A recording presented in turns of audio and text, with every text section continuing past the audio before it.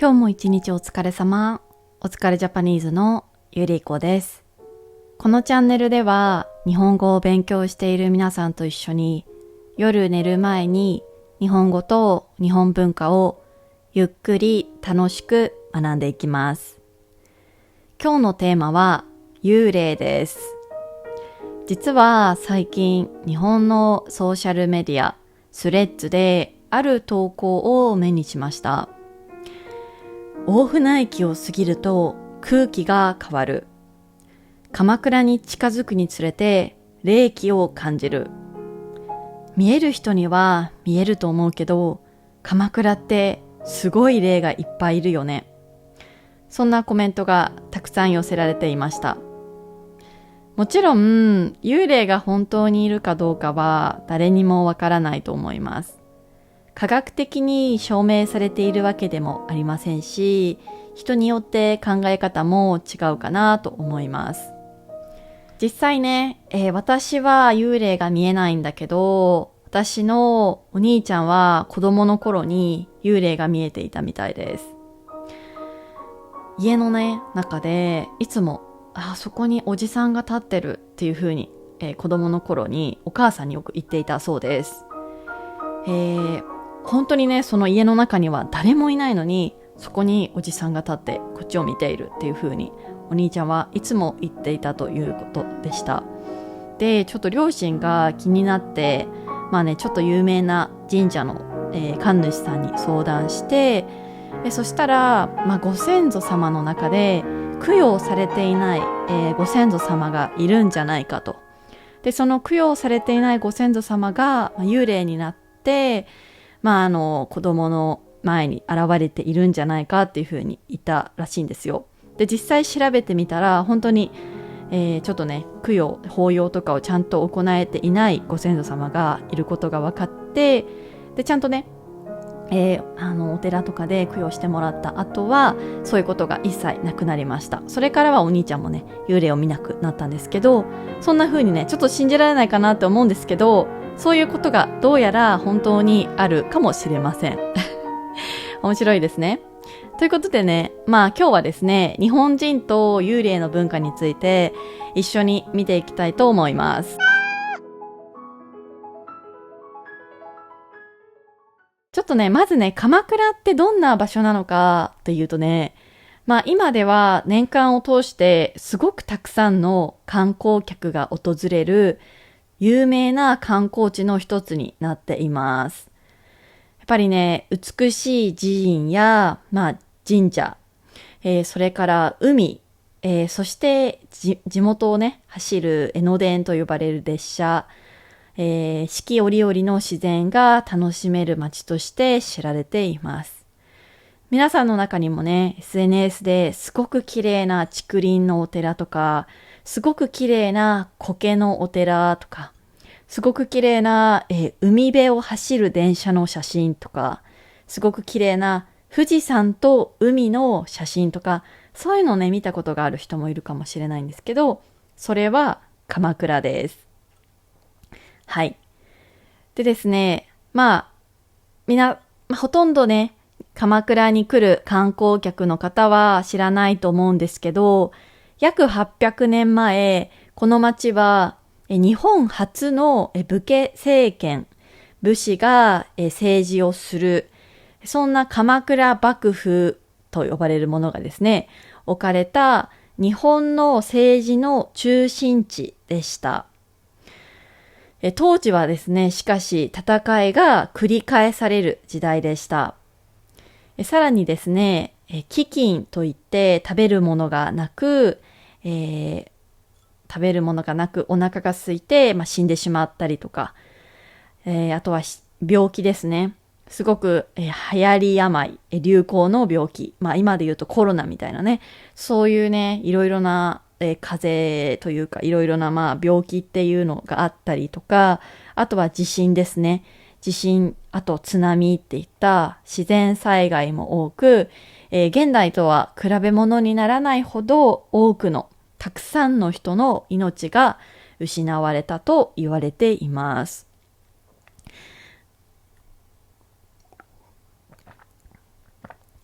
そのためですね、鎌倉にもは今でも歴史的に多くの人が亡くなったとされる場所があります。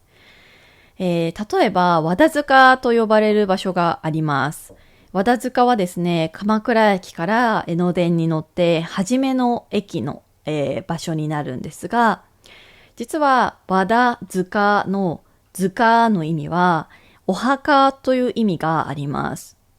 和田さんっていう人のお墓っていう意味なんですけど、1213年にですね、和田合戦って呼ばれる大きい戦いがあって、そこで亡くなった武士、侍の人たちを供養、弔う、天国に行ってください。どうか、怒らないで、どうかね、安らかにお眠りくださいっていう感じでですね、弔うために、築かれたお墓っていう風に伝えられています。またですね、現在引谷津には妙本寺と呼ばれるお寺があります。妙本寺はですね、何で有名かというと、ウェディングフォトですごく有名になっています。値段はいくらか忘れちゃったんですけど、確か写真を撮るのには7000円か8000円かね、それくらいのお金をお納め、支払う必要があるんですけど、たくさんのカメラマンとか、たくさんの着物を着たカップルが写真撮影を行っています。本堂はすごく古い木造の木でできた建物になっていて、夏とかね、秋には、もみじが、青いもみじだったりとか、秋には赤いもみじがすごく綺麗に見えます。そんなね、本当に素敵な雰囲気の妙本寺ですが、かつては、ここでですね、鎌倉幕府の有力な、侍だった、比企一族っていう、人たちがいたんですけど、その人たちが滅ぼされてしまいました。全員、一族って言っても、10人とか20人とかじゃなくて、もう100人とか200人とか、それくらいたくさんの人が、死ななければいけなくなりました。はい。やっぱり中にはね、小さい子供とか、女性とかもいたと思うんですけど、侍の世界では、やっぱりトップのね、一番偉い人が、負けたら、その一族みんな死ななきゃいけないっていうところがあって、しかも自分でね、自殺しなきゃいけなかったりもしたので、そういった、たくさんの方が亡くなった場所ではあるんですね。はい。そして、もう一つ有名な場所としては、腹切り櫓って呼ばれる場所があって、腹切り櫓はですね、鎌倉幕府、その政治で、最後すごくね、力を持っていた北条高時と呼ばれる、北条家、北条ファミリーの、たちが、滅亡、全員死んでしまったっていうすごい場所ではあるんですね。はい。腹切りっていうのは、要するに切腹、お腹を切るっていうことなので、そこでみんなが、お腹を切って死んだっていう、そういうすごい歴史的にすごくショッキングなと暗い過去がある場所になっているんですね。もちろんこうした場所で本当に幽霊が現れるかどうかはわからないんですが、しかしね、こういった悲しい歴史があったからこそ、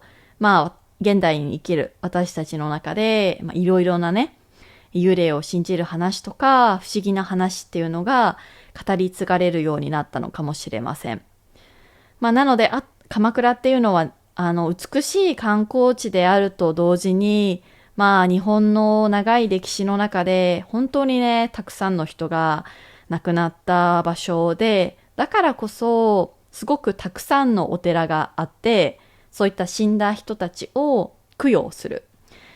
静かにお眠りくださいっていう意味で供養する、そういったお寺がね、たくさんあったりとか、美しい自然があったりとかするのかなと思います。きっとね、長い時間をかけて少しずつね、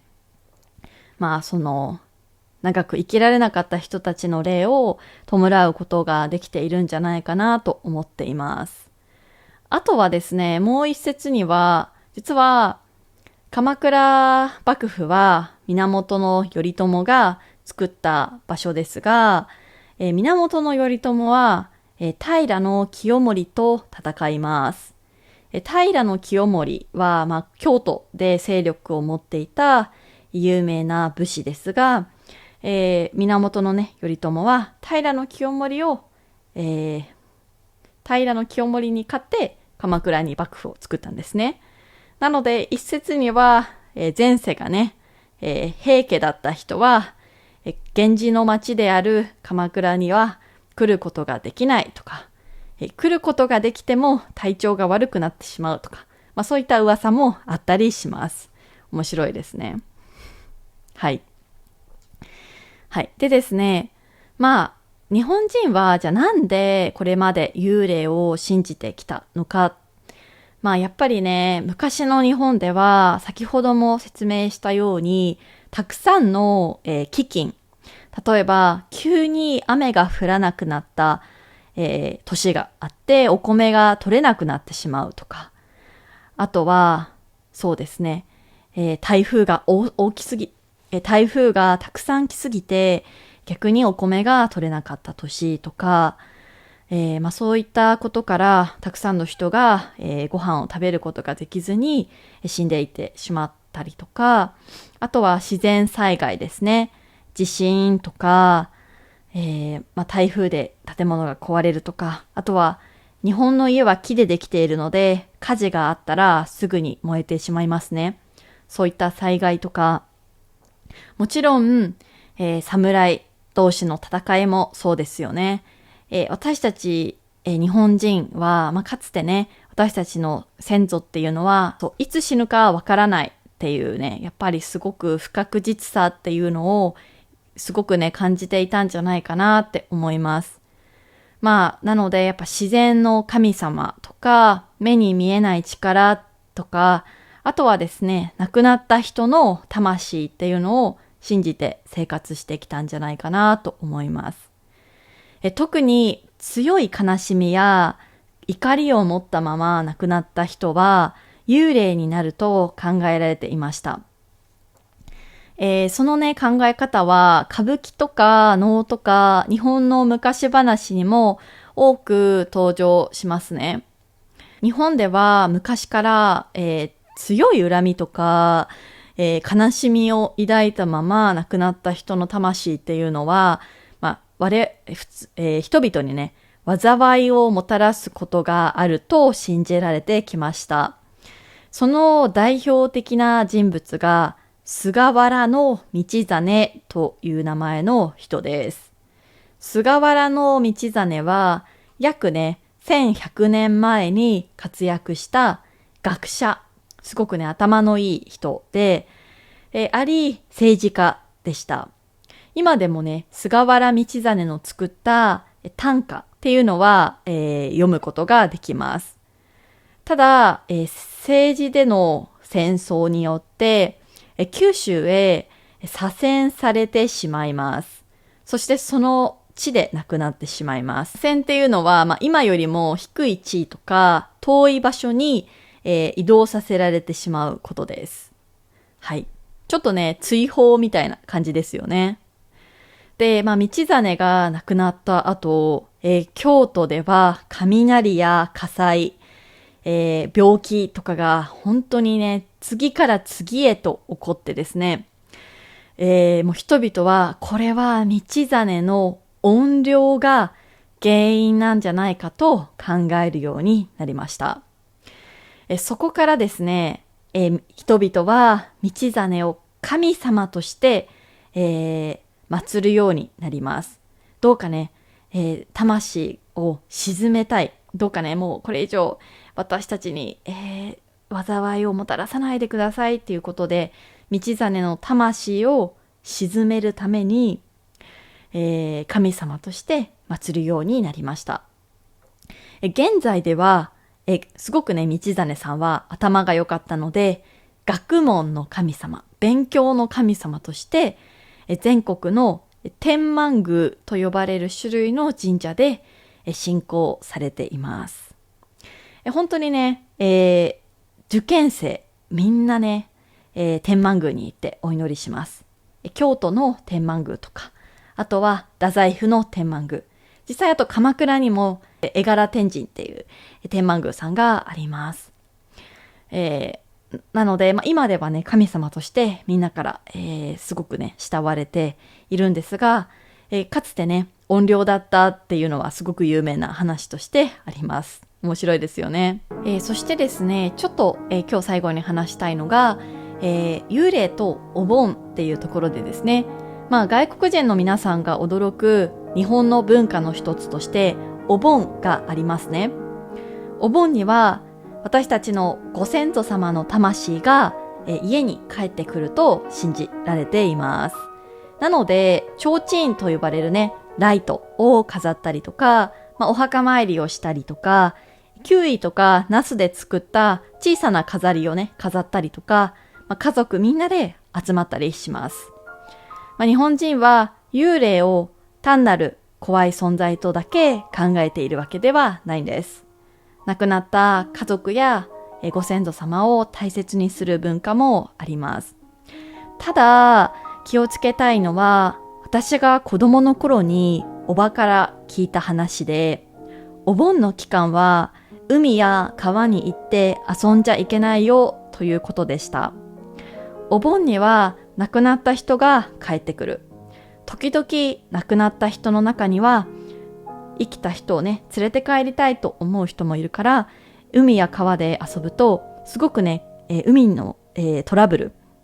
事故がすごく多いということだったので、皆さんもね、ぜひ日本に来るとき、お盆の期間は海とか川に行ってもいいんですけど、泳いだりしない方がいいかもしれません。これは本当に信じるか信じないかは本当に皆さん次第だなって思うんですけど、私は個人的にはお盆の期間は避けたいなって思っています。